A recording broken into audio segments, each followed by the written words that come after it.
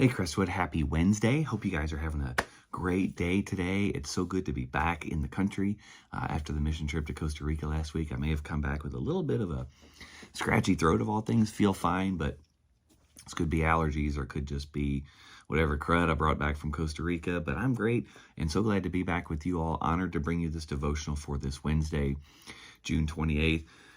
Still processing our time in Costa Rica on our high school mission trip. 4 youth and 4 adults went down there to do some work with Strong Missions, and just an incredible experience. Most mission trips are, but international mission trip takes on even more of that quality because you're in a totally foreign place, different climate, different culture, different language.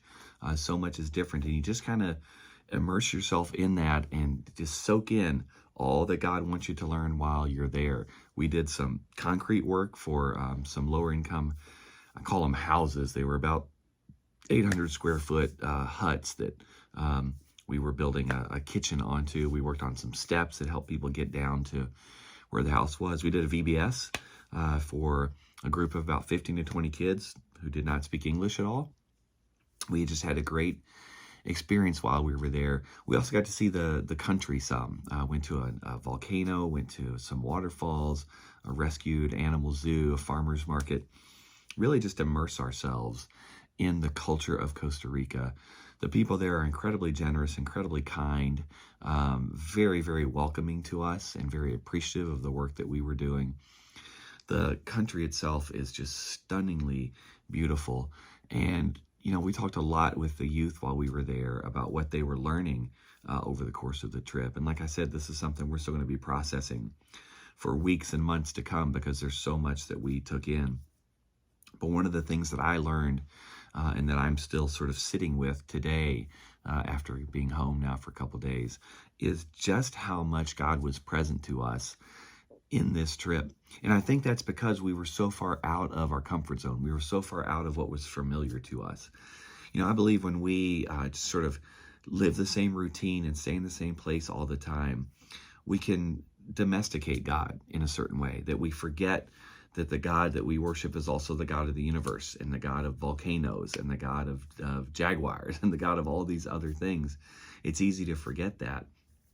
And what this trip reminded me was how important it is for us to get outside of ourselves to experience God in new ways. Now, that doesn't mean you have to go to Costa Rica to do that, right? I think there are ways we can get outside of ourselves right here in Lexington.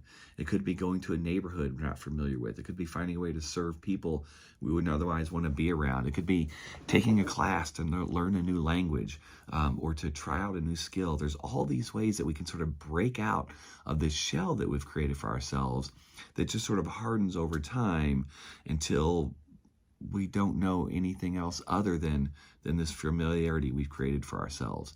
It's so important to break out of that. It's so important to try something new, try a new food, meet a new person, have a new experience, something that allows you to see God in a new way, whether that's through traveling somewhere or staying right here. I just think that that's incredibly important. And that's what I learned on this trip. I was working with my old high school Spanish. That's all I had at my disposal. And I was amazed at how much I was able to communicate with the locals there in Grecia, Costa Rica, just with the few words that I knew.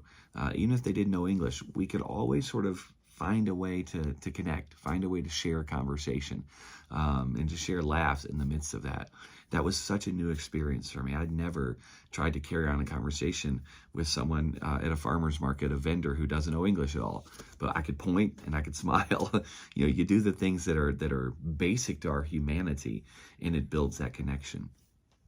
So what I want to say to you today, Crestwood, is how are you going outside of yourself to experience God? What new thing are you doing to help you see God in a new way? Again, it could be traveling somewhere else, but it doesn't have to be.